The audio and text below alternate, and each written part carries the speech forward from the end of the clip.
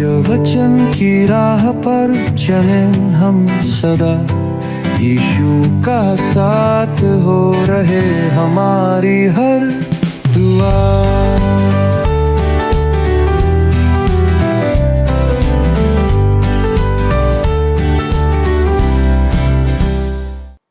प्रिय मित्रों, प्रभु यीशु मसीह के मधुर नाम में आप सभी दर्शकों को नमस्कार। मैं पुनः आप सभी दर्शकों का इस क्रमबद्ध बाइबल अध्ययन कार्यक्रम सत्य वचन में स्वागत करती हूँ। जैसा कि आपको मालूम है कि हम इन दिनों बाइबल के पुराने नियम से हागई नबी की पुस्तक का अध्ययन कर रहे हैं और आशा करती हूँ कि आप इसके अध्ययन के द्वारा अवश्य ही लाभ प्राप्त कर रहे हैं। मित्रों, आज के अध्ययन में हम देखेंगे कि परमेश्वर इजरायलियों को अपने मंदिर के पुनर्निर्माण के लिए 3 बार हियाव बांध कर कार्य करो कहकर प्रोत्साहित करता है और इस संदर्भ में यह वचन उनके लिए आशा और साहस का स्रोत बनता है। तो आइए हम परमेश्वर के वचन को परमेश्वर के दास के द्वारा सुनते हैं। प्रिय मित्रों, आप सभी को हमारे प्रभु यीशु मसीह के नाम में प्रेम भरा नमस्कार और एक बार पुनः आपका सत्य वचन बाइबल अध्ययन के इस प्रसारण में स्वागत है। मित्रों, बेबीलोन से लौटने वाले इस्राएली कठिनाइयों के कारण हताश होकर मंदिर का पुनः निर्माण करना छोड़कर अपने अपने कामों में लग गए थे, परंतु परिस्थितियां उनके प्रतिकूल थी। अतः परमेश्वर ने उन्हें संदेश भेजकर आज्ञा दी कि वे मंदिर निर्माण का काम करें। तब उन्होंने परमेश्वर का भय माना और मंदिर के पुनः निर्माण का काम फिर से आरंभ कर दिया। इस समय झोपड़ियों का पर्व आया तो वे अति हर्ष उमंग से पर्व मनाने लगे, परंतु वृद्ध जन जिन्होंने सुलेमान का मंदिर अपने बचपन में देखा था, इस मंदिर को देखकर विलाप करने लगे। तो परमेश्वर ने उनसे कहा, हियाव बांध कर काम करो, मैं तुम्हारे साथ हूं। मैं इस भवन को फिर महिमा से भर दूंगा। मित्रों, हम हल निकालने के लिए परमेश्वर के तरीके को देखने जा रहे हैं, जो कि आगे हमको देखने को मिलता है। तो आइए हम आगे बढ़ते हुए हग्गई के 2 अध्याय के 4 पद को पढ़ते हैं, जहां पर लिखा है, तो भी अब यहोवा की यह वाणी है, हे जरुब्बाबेल हियाव बांध, और हे यहोसादाक के पुत्र यहोशू महायाजक हियाव बांध। और यहोवा की यह भी वाणी है कि हे देश के सब लोगों, हियाव बांध कर काम करो, क्योंकि मैं तुम्हारे संग हूं। सेनाओं के यहोवा की यही वाणी है। मित्रों, परमेश्वर उन्हें 2 स्तरीय चुनौती देता है। पहले वह 3 बार कहता है, हियाव बांध, हियाव बांध, हियाव बांध। वह प्रशासनिक अगुओं से कहता है, हियाव बांधो, और वह धार्मिक अगुओं से भी कहता है, हियाव बांधो। पर जब परमेश्वर जन सामान्य को संबोधित करता है, तो क्या वह कोई नई बात कहता है? नहीं, उनसे भी परमेश्वर वही कहता है, हियाव बांधो, हिम्मत रखो। मित्रों, हमें यह बहुत साधारण लग सकता है, पर यह बहुत महत्वपूर्ण है हमारी सेवकाई में, दैनिक जीवन में। मित्रों, हम, आप और मैं आज एक बहुत विशाल और दुष्ट संसार में रहते हैं। तो हमारे लिए इन परिस्थितियों में प्रोत्साहन क्या हो सकता है?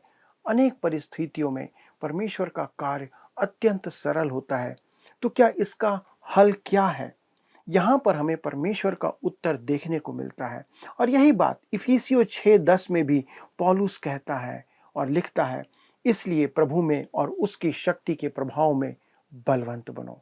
दोस्तों, वास्तव में हमें यह समझने की आवश्यकता है कि हम अपनी सामर्थ्य में कुछ नहीं कर सकते, परंतु परमेश्वर बहुत कुछ और सब कुछ करता है।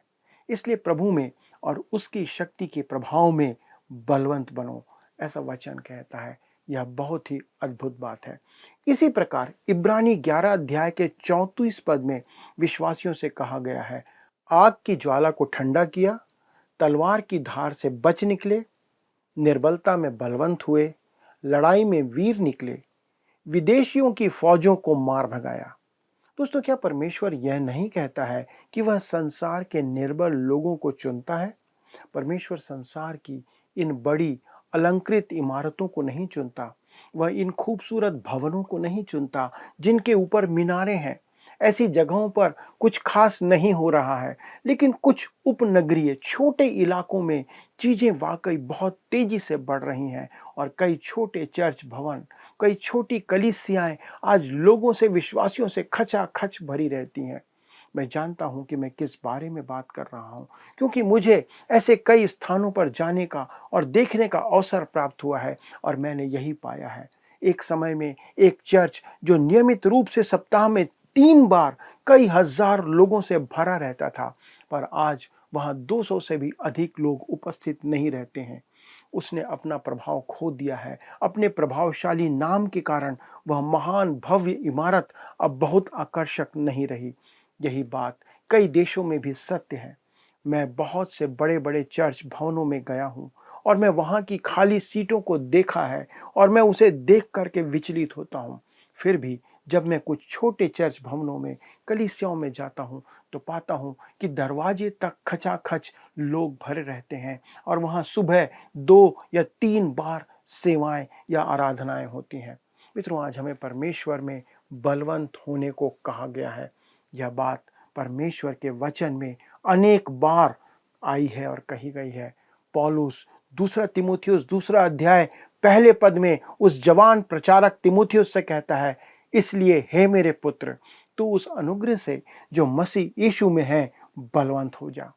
आपको याद होगा कि मैंने एक बार आपको बताया था कि तीमुथियुस को लिखा पौलुस का दूसरा पत्र उसका अंतिम अभिलेख है, उसका अंतिम लेखन है। और अपने पुत्र को लिखे अंतिम पत्र में वह कहता है, तू परमेश्वर की संतान है और तुझे प्रभु में बलवंत बनना होगा। यह हम सभी विश्वासियों के लिए एक बहुत ही प्रोत्साहन का वचन है। दोस्तों, कोई सेवक या पास्टर कह सकता है, मेरी सेवकाई या मेरी सेवा महत्वहीन है और मेरा समूह बहुत ही छोटा है। मेरे मित्रों, यदि आप ऐसा विचार कर रहे हैं तो यह शैतान का काम है जो आपको यह समझाने का प्रयास कर रहा है। आप उसकी ना सुने। वह परमेश्वर है जो उसका मापन कार्य करेगा, आपकी सेवा का मापने का काम करेगा और अंत में बताएगा कि कौन बड़ा है और कौन नहीं है। आजकल बहुत सारे पुआल के ढेर बनाए जा रहे हैं और वे प्रभावशाली नजर आते हैं। मुझे भी इस बात से डर लगता है, लेकिन क्या आपने कभी पुआल के ढेर में सुई खोजने का प्रयास किया है? दोस्तों, आप सोने का एक छोटा सा टुकड़ा कैसे खोजेंगे जो पुआल के समान रंगा हुआ हो? परमेश्वर यह स्पष्ट कहता है कि उसका आकार महत्वपूर्ण बात नहीं है। परमेश्वर हमें 1 कुरिन्थी 16 अध्याय 13 में कहता है, जागते रहो, विश्वास में स्थिर रहो, पुरुषार्थ करो, बलवंत हो। पौलुस कुरिन्थ की कलीसिया के बहुत से विश्वासियों को जो विश्वास में बालक के समान थे उनसे कह रहा था, और वह उनसे कहता है कि तुम पालने से या झूले से बाहर निकलो और कुर्सी पर बैठो और बड़े हो जाओ, प्रभु में बलवंत बनो। मित्रों, हमें परमेश्वर के कार्य में ऐसा करने की कितनी नितांत आवश्यकता है। पौलुस का कहना यहाँ पर समाप्त नहीं होता है। वह कुरिन्थियों को या उस कलीसिया को अपने दूसरे पत्र में आगे जाकर कहता है, 2 कुरिन्थी 10 का 4, और लिखा है, क्योंकि हमारी लड़ाई के हथियार शारीरिक नहीं पर गढ़ों को ढा देने के लिए परमेश्वर के द्वारा सामर्थी हैं। दोस्तों, डॉक्टर R.A. टोरी जिस चर्च के व्यवस्थापक थे उसके बारे में वे कहते हैं, मैं कभी भी उस प्रचार मंच पर बिना परमेश्वर की ओर देखे और प्रार्थना किए हुए नहीं जाता। मेरी प्रार्थना यही रहती है, परमेश्वर, मैं असमर्थ हूँ, मैं इस कार्य के लिए अपर्याप्त हूँ, मैं आज आपको पुकारता हूँ, मेरी सहायता करें। मैं परमेश्वर को धन्यवाद देता हूँ कि कमजोरियों से वे हमें मजबूत बना सकते हैं, क्योंकि हमारे युद्ध के हथियार शारीरिक नहीं हैं, बल्कि मजबूत गढ़ों को गिराने के लिए परमेश्वर के जरिए शक्तिशाली बनाए जाते हैं। और मैंने परमेश्वर से कई बार इस बारे में कहा है, परमेश्वर, अगर आज यहाँ कुछ भी होता है तो आप ही को यह करना होगा, क्योंकि आप और मैं जानते हैं कि मैं ऐसा बिल्कुल नहीं कर सकता। ये डॉक्टर टोरी कहा करते थे अपनी प्रार्थनाओं में। इसी प्रकार 2 कुरिन्थी 10 अध्याय के 5 और 6 में पौलुस क्या कहता है, इसलिए हम कल्पनाओं का और हर एक ऊंची बात का जो परमेश्वर की पहचान के विरोध में उठती हैं खंडन करते हैं और हर एक भावना को कैद करके मसीह का आज्ञाकारी बना देते हैं और तैयार रहते हैं कि जब तुम्हारा आज्ञा पालन पूरा हो जाए तो हर एक प्रकार से आज्ञा उल्लंघन को दंडित करें। दूसरे शब्दों में इस बात को सुनिश्चित करो कि आप परमेश्वर के प्रति आज्ञाकारी बने रहें। इसके फर्क नहीं पड़ता कि आपकी सेवा बड़ी है या छोटी है। हमें बस यह स्मरण रखना है कि हमें हियाव बांधकर दृढ़ होना है। परमेश्वर इस्राएल के लोगों से भी यही कहता है, निश्चय यह मंदिर पिछले मंदिर की तुलना में समृद्ध और बड़ा नहीं है, पर मैं यह जानता हूं, पर मैं तुम्हें हियाव बंधाकर बलवंत करना चाहता हूं। यह तुम्हारे लिए एक चुनौती है। परमेश्वर उनसे 3 बार कहता है, हियाव बांधो। इसके साथ परमेश्वर की दूसरी चुनौती ये थी कि हियाव बांधकर काम करो, अर्थात काम करते रहो। मित्रों, यह परमेश्वर को ही निर्धारित करने दे कि कौन बड़ा काम कर रहा है और कौन छोटा। जब हम स्वर्ग पहुंचकर मसीह के सामने खड़े होंगे, मेरा विचार है, मेरा विश्वास है कि हम जान जाएंगे कि शायद लूथर के दिनों में उससे भी महान संत उस समय संसार में रहे होंगे। वेस्ली से भी महान संत वेस्ली के दिनों में उस समय रहे होंगे। बिली ग्राहम से भी महान विश्वास योग्य लोग उसके दिनों में रहे होंगे। मैं सभी सेवकों से कहना चाहता हूँ कि किसी भी दिन जब हम परमेश्वर के सामने खड़े होंगे, तब शायद वह यही सामान्य सदस्य को सामने बुला करके कहेगा कि यह एक महान प्रचारक की कलीसिया का सदस्य होते हुए भी वचन की सेवा करने में लगन से काम करता रहा या करती रही। इसलिए मैं उसे पुरस्कृत करने जा रहा हूँ। क्या आप उसकी सेवा के बारे में जानते हैं? उसे हजारों को सुसमाचार सुनाने का अवसर नहीं मिला, पर उसने किसी एक को वचन सुनाया। जो कार्य उससे दिया गया था उसे उसने पूरा किया। उसने विश्वास योग्यता से उस काम को पूरा किया। दोस्तों, मुझे लगता है कि उस दिन जब हम उसकी उपस्थिति में खड़े होंगे तो हमारी आंखें खुल जाएंगी। वह कहता है, हियाव बांधो, काम करो। हमें उस कार्य में विश्वास योग्य होना चाहिए जो परमेश्वर ने हमें करने के लिए दिया है। मित्रों, अब हमें यहाँ परमेश्वर से प्रोत्साहन का एक अति उत्तम पद देखने को मिलता है जो कहता है, क्योंकि मैं तुम्हारे संग हूं, सेनाओं के यहोवा की यही वाणी है। मित्रों, यहाँ पर सच्चाई यह है कि परमेश्वर की महिमा, जिसे इब्रानी भाषा में शकीना कहा गया है या कहा जाता है, वह सुलेमान के मंदिर के नष्ट होने से पहले ही उस स्थान से जा चुकी थी। मैंने पहले ही स्पष्ट कर दिया था कि राजा मनश्शे के समय काल में ही परमेश्वर की महिमा जो शकीना कहलाती है, वह उस मंदिर से जा चुकी थी और उठ चुकी थी। उसके राज्यकाल में इस्राएल आत्मिक गिरावट के सबसे निचले स्तर पर जा चुका था। और मेरा अनुमान है कि यदि परमेश्वर की शकीना महिमा उसके समय में प्रस्थान नहीं की, तो मुझे उसके प्रस्थान का इतिहास में अन्य कोई समय दिखाई नहीं देता है। यदि मेरा अनुमान सही है तो मंदिर के ध्वंस किए जाने के करीब 125 वर्ष पहले ही परमेश्वर की महिमा, जिसे शकीना कहा जाता है, उस मंदिर से प्रस्थान हो चुकी थी, जो परमेश्वर के प्रत्यक्ष उपस्थिति का इस्राएलियों के लिए प्रमाण था। मित्रों, इस कारण हग्गै के दिनों में पुराने बुजुर्ग लोगों ने सुलेमान के मंदिर में परमेश्वर की बाहरी महिमा का प्रभाव देखा था, वे प्रसन्न नहीं थे। परमेश्वर की वो शकीना महिमा अरसे पहले उस स्थान से प्रस्थान कर चुकी थी। इसमें कोई शक नहीं कि सुलेमान के मंदिर की बाहरी महिमा और छवि अद्भुत थी। जैसा कि आपको ज्ञात है, आज उस स्थान पर उमार का मस्जिद बना हुआ है, जिस गुम्मट पर सोने को मढ़ा गया है। बताया जाता है कि उस पर सोने की परत चढ़ी हुई है। यह सही है या नहीं हम शायद नहीं जानते, पर यह बहुत ही सुंदर कलाकृति आज है। आप उसे जैतून के पर्वत से, सियोन के पर्वत से जा करके देखेंगे तो स्पष्ट दिखाई देता है। आप उसे अनेक स्थानों से देख सकते हैं। उसे देख मैं सोचने लगा कि सुलेमान का मंदिर जो सोने से सुसज्जित था, कैसा चमकता रहा होगा, कैसा आकर्षक वह मंदिर दिखता रहा होगा। अतः इस मंदिर में और सुलेमान के मंदिर में तुलना करने का तो प्रश्न ही नहीं उठता। दोस्तों, परमेश्वर ने जरुब्बाबेल के मंदिर को 3 स्तरों में देखा। ध्यान से सुनिए। पहला, सुलेमान का मंदिर। दूसरा, जरुब्बाबेल का मंदिर जो इस समय बनाया गया, और तीसरा हेरोदेस द्वारा निर्मित मंदिर जो प्रभु यीशु मसीह के समय में आराधना का स्थान था। ये 3 स्तर में इस मंदिर को परमेश्वर देखता है। यह 3 नहीं पर एक ही मंदिर है। स्तर 3 है लेकिन मंदिर एक है। इस मंदिर में प्रभु यीशु मसीह शकीना महिमा में प्रकट हुए थे। प्रभु यीशु मसीह शरीर में प्रकट परमेश्वर था।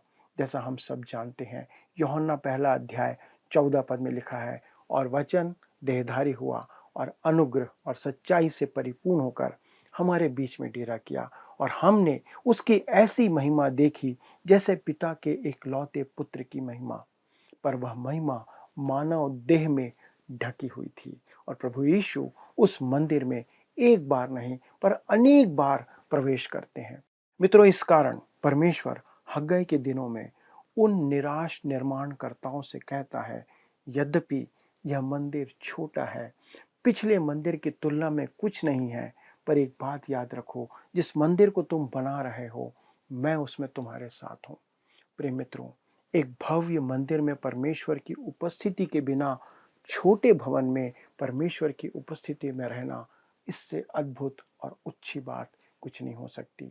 उसी प्रकार किसी बड़े मृतक और ईश्वर रहित कलीसिया में रहने से बेहतर है कि हम ऐसी सहभागिता में रहें जहाँ पे परमेश्वर का वचन है, जहाँ पर परमेश्वर की उपस्थिति है, जहाँ पर परमेश्वर के वचन के प्रति विश्वास योग्यता है और वचन भी विश्वास योग्यता से सुनाया जाता है।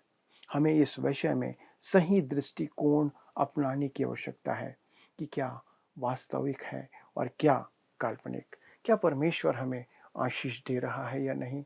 अब हम आते हैं दूसरे अध्याय के पद 5 पर, जहाँ पर लिखा है, तुम्हारे मिस्र से निकलने के समय जो वाचा मैंने तुमसे बांधी थी, उसी वाचा के अनुसार मेरा आत्मा तुम्हारे बीच में बना है, इसलिए तुम मत डरो। दोस्तों, यद्यपि यह नया भवन बहुत आकर्षक नहीं था, पर परमेश्वर कहता है, उसी वाचा के अनुसार मेरा आत्मा तुम्हारे बीच में बना है। यह उस महान वैभवशाली मंदिर से अधिक अच्छा है जिसमें परमेश्वर की उपस्थिति ना हो। दोस्तों, इसी के आधार पर पुराने नियम और नए नियम में पवित्र आत्मा की सेवा में अंतर या भेद प्रकट होता है। उन दिनों में वह लोगों के मध्य वास करता था, परंतु हमारे समय में वह विश्वासियों में वास करता है। आज पवित्र आत्मा आपके अंदर और मेरे अंदर वास करता है। उसने अपना निवास स्थान बदल दिया है। पहले परमेश्वर की उपस्थिति उस मंदिर में थी, लेकिन आज विश्वासियों के अंदर होती है। एक विश्वासी होने के नाते हमारे लिए इससे महान और महिमामय बात क्या हो सकती है कि परमेश्वर का आत्मा आज हमारे अंदर वास करता है। इसलिए परमेश्वर कहता है, इसलिए तुम मत डरो। यदि उनके पास डरने का कोई कारण नहीं था, तो आज भी परमेश्वर के संतानों के लिए, आप और मैं विश्वासियों के लिए डरने का कोई कारण नहीं है। मित्रों, क्या आपके लिए इससे अधिक सांत्वना की बात कोई और हो सकती है कि परमेश्वर स्वयं, उसका आत्मा हम विश्वासियों में, आपके अंदर, मेरे अंदर वास करता है। उसकी उपस्थिति हमारे जीवन में बने रहती है। आपको किसी भी से डरने की आवश्यकता नहीं है, भयभीत होने की आवश्यकता नहीं है। परमेश्वर आपके साथ है। क्या बीमारी, क्या परेशानी, क्या तंगी, समाज, कोई भी चीज से आपको डरने की आवश्यकता नहीं है, क्योंकि यदि, ध्यान से सुनिए, आपने प्रभु यीशु मसीह को स्वीकार किया है, तो परमेश्वर आपके साथ है। उसका आत्मा आपके अंदर है, जिसे आपको उसने दिया है। दोस्तों, इस बात से आइए हम परमेश्वर को धन्यवाद दें कि उसका आत्मा हमारे अंदर बसा हुआ है। आइए हम धन्यवाद और प्रार्थना करें। हमारे स्वर्गीय पिता, हम इस अद्भुत संदेश के लिए धन्यवाद देते हैं जो आपने वर्षों पहले इस्राएलियों को दिया, और आज हमारे लिए इतना प्रासंगिक है कि हम ये कह सकते हैं कि आपने अपना आत्मा प्रभु यीशु मसीह पर विश्वास करने के द्वारा हमारे अंदर डाला है। इस कारण अब हमें कोई भय नहीं।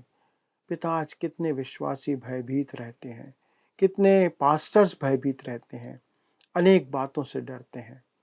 प्रभु, अनुग्रह करें कि हम आज इस वचन के अनुसार हियाव बांधें। हमें भयभीत होने की कोई आवश्यकता नहीं है, क्योंकि आपका आत्मा हमारे अंदर है। आपकी प्रतिज्ञा के अनुसार आपकी उपस्थिति हमारे साथ है, और इससे उत्तम सांत्वना एक विश्वासी के लिए और क्या हो सकती है। प्रभु, हम धन्यवाद देते हैं इस सुंदर प्रतिज्ञा के लिए जो हमें बल और साहस प्रदान करता है कि प्रभु आप हमारे साथ हैं।